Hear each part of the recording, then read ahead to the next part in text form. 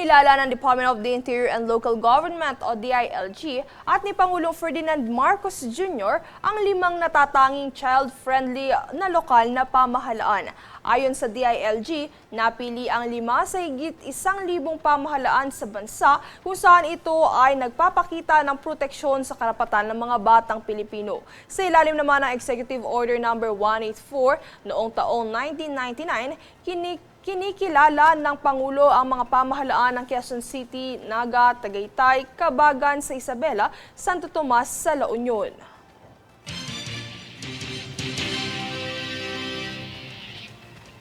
Ipinunto naman ni Senator Kiko Pangilinan na isa sa solusyon sa pag-iwas sa ghost projects ay ang mataas na alokasyon sa digital agriculture ng DA na siyang itinaas kamakailan ng Bicameral Conference Committee sa 600 million pesos.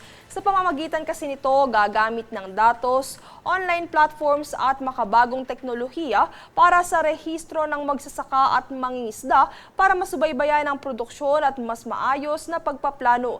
Kabilang din sa mga hakbang nito ang Kadiwa Online Disaster Assessment, paggamit ng drones at satellite imaging para sa monitoring ng pananim at ani.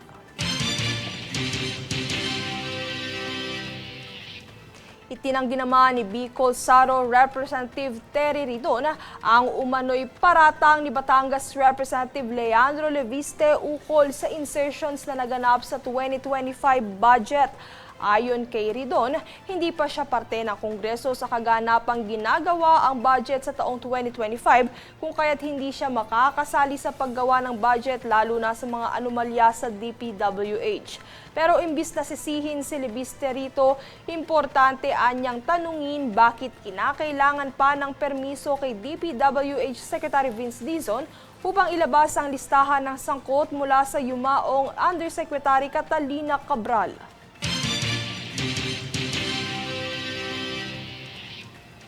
Samantala, tiniyak ng Department of Public Works and Highways o DPWH na mapabilis at nasa tamang presyo ang mga gagawing infrastruktura para sa taong 2026.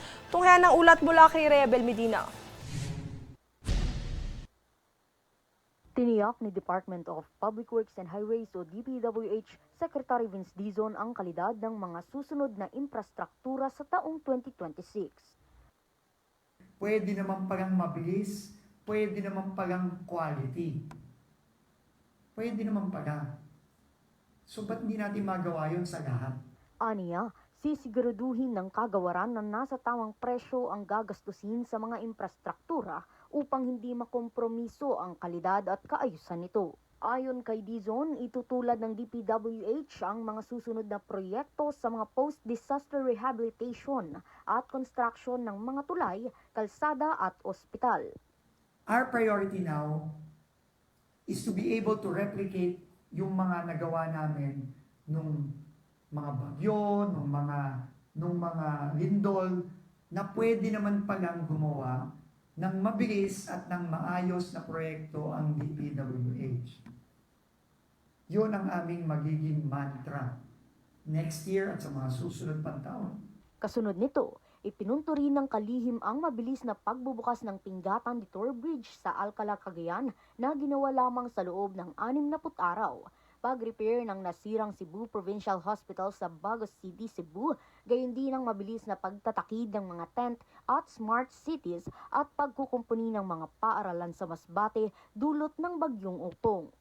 Kabilang rin dito ang pagsasaayos ng gumuhong bahagi ng Bukidnon Davao Road o mas kilalang Buda Road sa Sitio Kipolot, Quezon, Bukidnon, kung saan ay inaasahang matatapos sa ika-6 ng Enero, habang kasalukuyang bukas na rin ang San Juanico Bridge sa Tacloban City para sa mga heavy vehicles. Rebel Medina, nag-uulat para sa Golden Nation Network.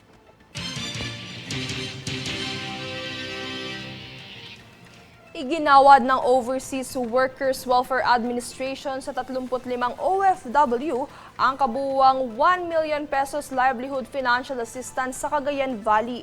Ayon sa OWA, ito ay para sa kabuhayan ng mga OFW na nais magkaroon ng kabuhayan at paunlarin ng negosyo sa pamamagitan ng mapapanatiling pagkakakitaan matapos bumalik ng bansa. Bukod pa rito, magiging solusyon din ito para sa pagbangon at bilang tugon sa pangangailangan ng mga OFW at kanilang pamilya.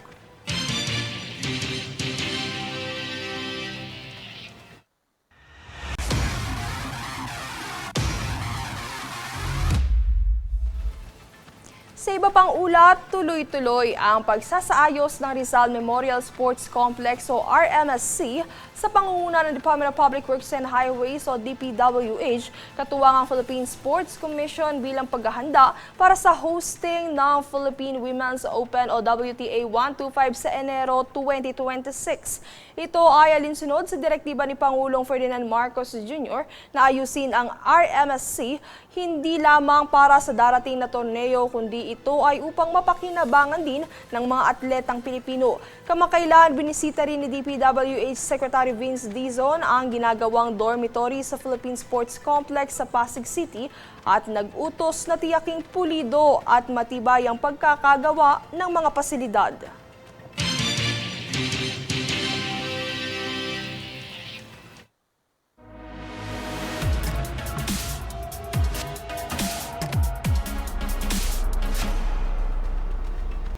A weekend of everything that flies. Gaganapin sa Valentine's Weekend mula February 13 hanggang 15 ang ika-26 na taong Philippine International Hot Air Balloon Fiesta sa New Clark City sa Kapastarlak. Tampok sa festival ang mga saranggola, helicopter, skydiving, paragliding, drone, radio-controlled aircraft at ang iconic na special-shaped hot air balloons. Ang hot air balloons sa paparating na edisyon ay ang magiging pinakamalaking display sa buong festival at idinisenyo ng 22 piloto mula UK, US, Belgium, Netherlands, Macedonia, Switzerland, Germany at Brazil na magbibigay kulay sa kalangitan ng fiesta.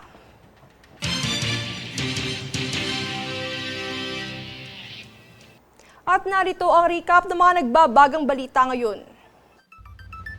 Sa ulo ng mga balita, kampanya kontra paputok, patuloy na pinaiigting ng pamahalaan. Higit 14,000 na kapulisan, planong i-deploy sa Nazareno 2026. Kalidad ng mga infrastruktura sa 2026, tiniyak ng DPWH. Pagpondo sa digital agriculture, tutulong sa pag-iwas sa ghost project ayon kay Senator Pangilinan. Representative Ridon, tinanggi ang paratang na insertions ni Representative Liviste. Philippine Hot Air Balloon Festival, gaganapin sa February 13 hanggang 15. Patas at pantay na balita, komprehensibong ulat para sa pulso ng masa. Ito ang News Force.